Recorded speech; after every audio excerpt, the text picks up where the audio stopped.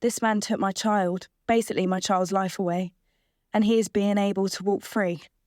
Ellie's little boy was just weeks old when he was violently shaken, left with injuries that changed his life forever. His mum says her child's mobility, his vision and ability to eat were all seriously affected. Daily seizures are now normal. The man who did it went to prison, but is being released early. We're completely heartbroken.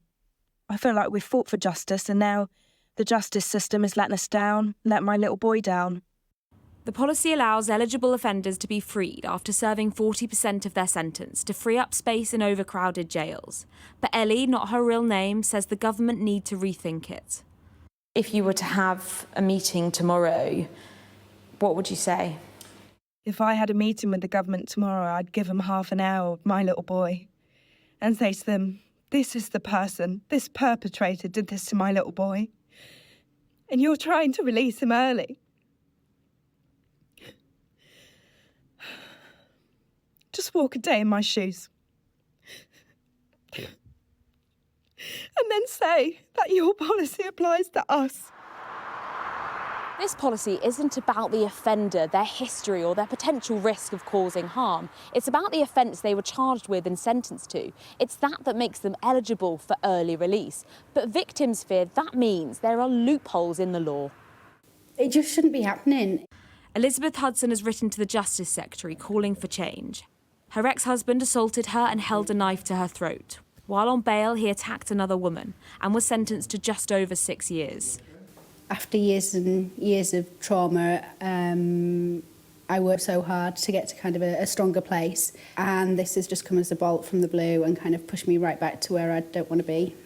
Prisoners charged with domestic abuse offences are exempt from early release, but her ex was charged with ABH and threats to kill, not crimes which are specific to domestic abuse, so he's eligible. There needs to be some way of registering, oh, it's an ABH, but it's not just an ABH, it's ABH in a domestic setting. Oh, it's threats to kill. It's not just threats to kill, it's threats to kill in a domestic setting. These are stories concerning the Victims Commissioner, with fears that releasing prisoners based on their offence could risk clouding their risk of harm. Myself, the Domestic Abuse Commissioner, is concerned about the level of violence that hidden under assault charges could escalate once again. There could be other victims, and they have carved out, sex offenders, DA and everything like that. But it really worries me under the assault, the level that they're missing, and hopefully nobody else will get hurt. In a statement, the government told us they inherited a prison system on the point of collapse. They said it's been forced to introduce an early release programme to stop a crisis that would have overwhelmed the criminal justice system. The Lord Chancellor announced in July that she was scrapping the previous government's early release scheme, replacing it with a system which excludes several domestic abuse-related offences. But for victims, that will be hard hearing. Seeing their attackers get out early will be even harder, while they feel they're paying the price for overcrowded prisons.